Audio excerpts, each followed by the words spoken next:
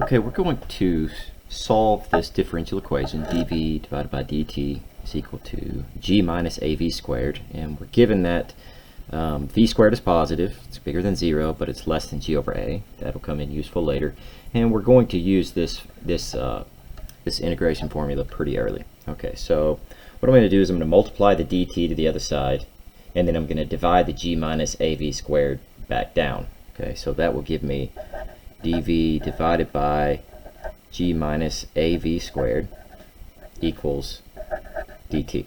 Okay, so that's separated, and I'm going to integrate both sides. Okay, so how I'm going to integrate this, first of all, I'm going to divide out a 1 over a. So I put a 1 over a out front, which gives me dv divided by g over a. That's factoring out that 1 over a here. Okay, and minus, if I factor out the a from the av squared, I get v squared. Okay, now I want this to look like this formula over here, so I want that first term to be squared, but it's not. So the trick that you can use to make that happen is you can square root it and square it. Okay, so if you take the square root and the square, it's written in the correct form. So the thing on the inside is what we're looking for here. Okay, and that's still got the dt on the other side. Okay, so now I can use this formula. I've got the 1 over a out front, and then I will multiply. It says 1 over 2a. Now I know there's a couple a's floating around this, so don't get confused.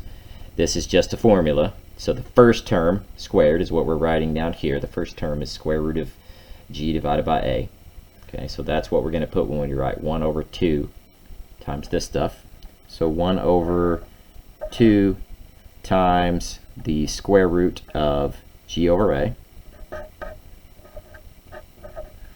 Okay, and then ln, absolute value, and this says x plus a.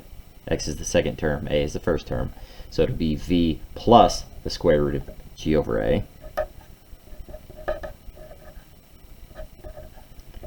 Divided by v minus the square root of g over a. Okay, and then that'll be plus, we'll call that c1. Okay, and then on the other side, if we take the antiderivative of just dt, that'll be t plus a constant c2. Okay, so in the next step, I'm going to clean this up a little bit, and I'm going to move this c1 over here with the c2, and we'll make a c3 term. Okay, so I will also multiply this a into this square root here. So when you multiply an a into a square root, on the inside it becomes a squared. Okay, so I'll multiply it into the square root, it becomes a squared on top, which will reduce with the a on bottom, so inside we'll just get square root of ag. So that's 1 over 2 square root of ag times ln.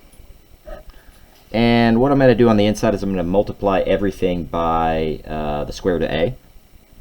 Okay, so if I multiply by, well, before that, let's talk about the signs.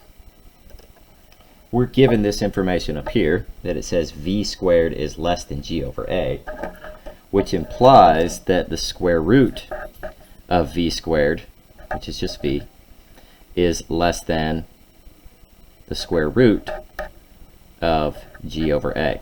Okay, so v is less than the square root of g over a. Okay, given that that's the case, if v is less than that, when we do this subtraction on bottom, this is going to be negative, right? Because v is less than this. So we are going to rewrite that by factoring out a -1. We're going to factor out a -1, which is fine. You can do this because it's getting an absolute value. What I'm trying to do is get rid of that absolute value. But since I know what's on the inside is going to be negative because of this, since v is less than this term, then this bottom is going to be negative, then I'll make it positive. It's going to become positive anyways with the absolute value, but I want to write it in a way that doesn't use the absolute value. So I'll factor out a -1 here, and that leaves me with parentheses. The top doesn't change. The bottom, the signs change. So instead of positive v, we get a negative v, and instead of a negative square root of g over a, we get a positive. Okay, so I'll just write it first, positive square root of g over a, and then minus v. Okay, and also, like I said, I'm going to move this over here, so this becomes t plus c3. Okay, now if I use my logarithm rules, see, I have two terms on the inside. I have this negative 1, and then I have this term. That's a product rule. I can rewrite this as ln of negative 1 plus ln of all this stuff. Okay, so ln of negative 1 gets absolute valued, and it basically goes away, right? So I can just get rid of this negative 1 because of the absolute value. So I'll rewrite it like this, and I have 1 over 2 square root ag, ln parentheses this time, because I factored out a negative 1 and the absolute value took care of it, v plus, and actually before I do that, let's multiply everything by square root of a. That's what we were going to do earlier. So if I multiply everything by square root of a, this is v square root of a plus, and if I multiply this by the square root of a, since it's got a square root of a on bottom, it just becomes a square root of g. And then on the bottom, it becomes square root of g minus v square root of a. In the next step, I'm going to write those in the same order. So the top, I'm going to put the g first, and then the v squared of a second, equals t plus c3. So in the next step, I'm going to multiply this stuff over to the other side. I'm also going to write this differently, like I said. So I'll multiply this 2 square root ag over to the other side. And on this side, that leaves me with natural logarithm, and let's write it like that, square root of g plus v square root of a divided by square root of g minus v square root of a equals 2 square root ag times t plus c3. Okay. Now, in my next step, I'm going to apply e to both sides. So if I apply an e to both sides here, okay, when e and ln get together, they cancel each other out. So on the left side, I have the square root of g plus v square root of a divided by the square root of g minus v square root of a equals e to the 2 square root ag t plus c3. Okay. Okay, in the next step, I'm going to go ahead and multiply that denominator to the other side. Okay, so if I multiply this entire denominator over to the other side, what's left on the left side is the square root of g plus v square root of a equals e to the 2 square root ag times t plus c3. And then I'll multiply that by that denominator, which is square root of g minus v square root of a. Okay, what I'm trying to do here eventually is get this v right here by itself. Okay, so I will distribute this. See, this is all one term here, and then we've got this other term that has two things on the inside. So I'm going to distribute this to the square root of g. I'm also going to distribute it to the negative v square root of a. So I get on the left square root of g plus v square root of a equals square root of g times this whole term here, e to the 2 square root ag times t plus c3, minus v square root of a, that's the second term here that's getting multiplied by all this stuff, e to the 2 square root ag times t plus c3. Okay. And now what I'm going to do is combine like terms. So I want the c to be, or the v to be over here. So I'll leave it over here. But this term has a v in it as well. Okay, so we have these two terms here, and we have these two terms here. So I'm going to take this one that has the v in it and move it over here. Okay, so it is currently positive, or negative, but it's going to become positive when I move it over.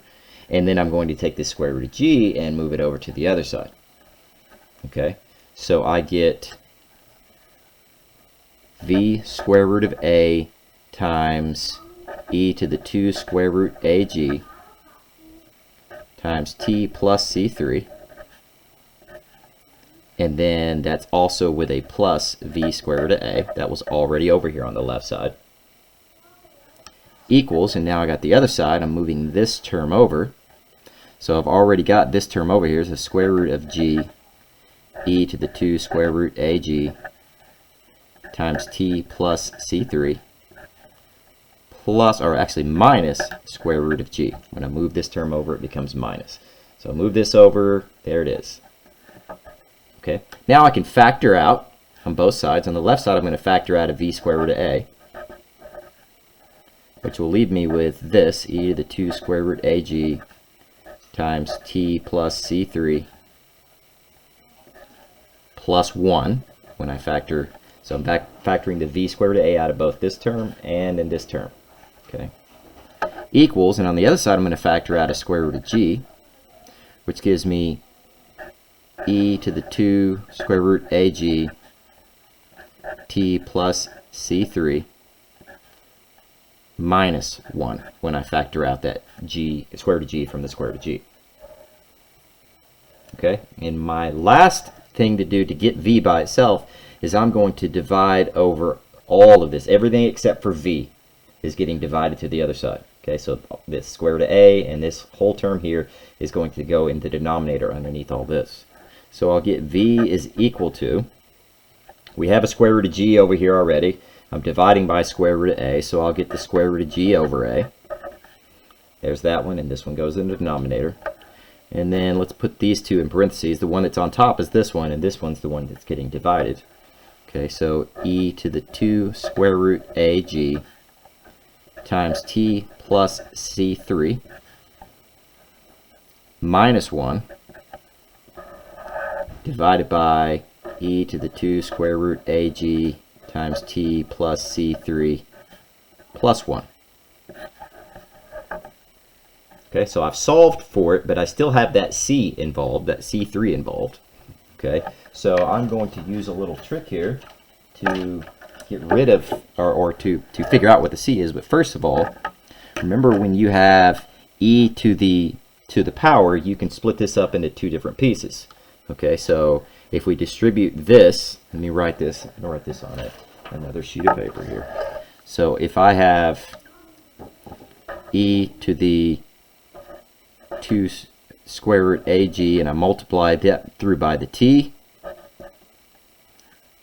and then plus 2 square root ag times the c3. Okay, that's the same thing as e to the 2 square root ag times t times e to the 2 square root ag times c3. Okay, now the reason I do this is because I can make this right here just another c. It will help me because all these things are numbers. The a and the g are going to be numbers, and the c3 is a constant. So we'll call this thing right here c. So we had a c1 and a c2 earlier, and then throughout the problem we had a c3. But now we're going to say that our constant here, because we know this is going to be a number when they tell us what a and g and c3 are, we know all this is just going to be a constant c. Okay, so that's going to help me rewrite this and figure out what the constant is a little easier. Okay, so that'll give me v is equal to the square root of g over a times e to the 2 square root ag times t, that's not under the square root, and then times c. Okay, and if you are looking at where that c came from, look at what I just did a couple minutes ago in the video. So that's the c, and I'll do the same thing on bottom. Whoops, here's a minus 1. And I'll do the same thing on bottom. E to the 2 square root ag times t, and then times in the base c, and then plus 1. Okay, now that I have it written that way in terms of this c, I can use the initial condition that I'm given in this problem that I did not write down at the beginning of the problem, but I'll tell it to you now. v of 0 is equal to 0. This is an initial condition that was given. Okay, so that means if I put a 0 in for here, or for t, I'll get a 0 out for v. So this is 0 and the t's are 0, and I'm trying to figure out what c is. Okay, so I get 0 is equal to the square root of g over a times, if I plug in a 0 for t here, what's happening to this whole exponent? We got 2 times the square root of a g times t. If I put a 0 here, the entire exponent turns into what? 0. Okay, so I get e to the 0 times c minus 1. Same thing on bottom. If I plug in a 0 here for t, the whole thing goes to 0. So e to the 0 times c plus 1 on bottom. And of course, e to the 0 is just 1.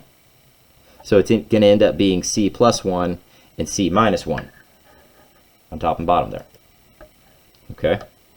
So that's 0 is equal to the square root of g over a times c minus 1, c plus 1. Okay, I'm solving for c here. So we want to figure out what value of c is going to make this whole thing turn into 0. Okay, so you might already see, well, if c is a 1, 1 minus 1 is 0, and the whole thing turns into 0. So we already know that c is equal to 1. But if you want to go ahead and solve this out, you can divide by the square root of g over a on both sides. But dividing 0 by that doesn't do anything, so it's still 0 equals c minus 1 over c plus 1. You can multiply the c plus 1 to the other side, but again, it's still going to be 0. So that gives us 0 is equal to c minus 1, and if you add 1 to the other side, you get c is equal to 1. That's that big C. Okay, so we're almost done. We just need to write down our answer here. Okay, so knowing that c is equal to 1, we're going to go back up to here. Okay, and if I plug in a 1 and a 1 here, basically that c just disappears. Okay, so I get v is equal to the square root of g over a times e to the 2 square root. Let's go ahead, well, we could. I'll write it in the next step. A g times t. I want to write t over here with the 2 to make it look better. And then times 1 for the c doesn't change anything, so minus 1 over e to the 2 square root of a g times t. That's a square root there. Plus 1 is our answer. But let's write it a little neater. Let's put the t in front of the square root, because it's writing it after the square root, you might get confused if it's in the square root or not. So my final answer will be this. Square root of g over a times e to the 2t square root ag minus 1 over e to the 2t square root ag plus 1. And that solves that differential equation.